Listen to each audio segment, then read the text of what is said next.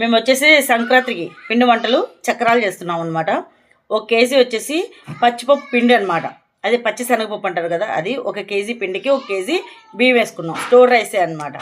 So అదొక KG, ఇది 1 KG, half ఉంటే మంచిగా వస్తాయి అనమాట. చక్రాలు బొరబొరలాడుతూ ఉంటాయి అన్నమాట. తినడానికి కూడా బాగుంటుంది, కరకరలాడిద్ది. దీనిలోకి సరిపడా ఉప్పు వేసుకుందాం. ఫస్ట్ సాల్ట్ అండి, అలాగే ఇది వాము అండి. వాము దంచుకొని వేసుకోవాలి, లేకపోతే చక్రాల గిద్దలకి అడ్డుపడుతుంది అనమాట. ఒక 50 గ్రాముల కంటే తక్కువేనండి. ఒక 10 గ్రాములు వాము వేసుకున్నాను. అలాగే ఇది ఒట్టి కారం అనమాట, మసాలా కారం కాదు, ఉట్టి మిరపకాయల కారం అనమాట. ఒక 2 స్పూన్లు వేసుకుంటున్నాను. మా వైపున ఇది గొడ్డు కారం అంటారండి. ఏమి వేయం కాబట్టి దీన్ని గొడ్డు కారం అంటారు. ఒట్టి మిరపకాయల కారం అని కూడా అంటారనమాట. ఇవన్నీ కూడా కలిసేటట్టుగా ఒకసారి మిక్స్ చేసుకుందాం.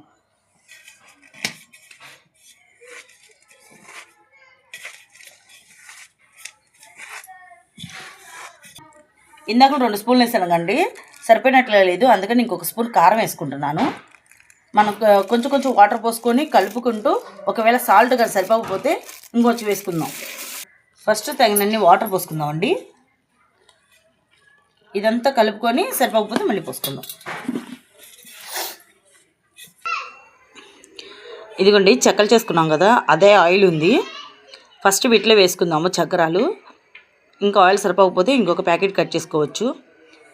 ఇదిగోండి చక్రాలకి మనం ముద్దలాగి ఇలా తయారు చేసుకున్నాం అనమాట. మనం ఇప్పుడు చక్రాల గిద్దలు తెచ్చుకొని అందులో పిండి పెట్టుకొని ఒక చక్రం అయితే వేసుకుందాము.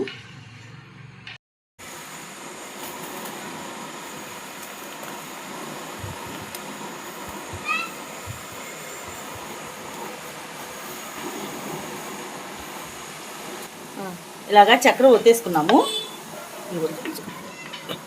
ఇదిగోండి కాలనివి ఒక్కొక్క చక్రానికి ఇలా చుట్లు వచ్చినాయి చూడండి, ఇలా కరకరలాడుతున్నాయి చూడండి.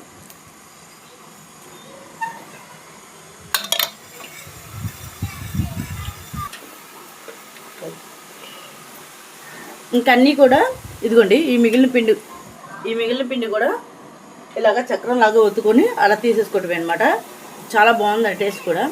మా వీడియో కానీ మీకు నచ్చినట్లయితే లైక్ చేయండి, షేర్ చేయండి, సబ్స్క్రైబ్ చేయండి.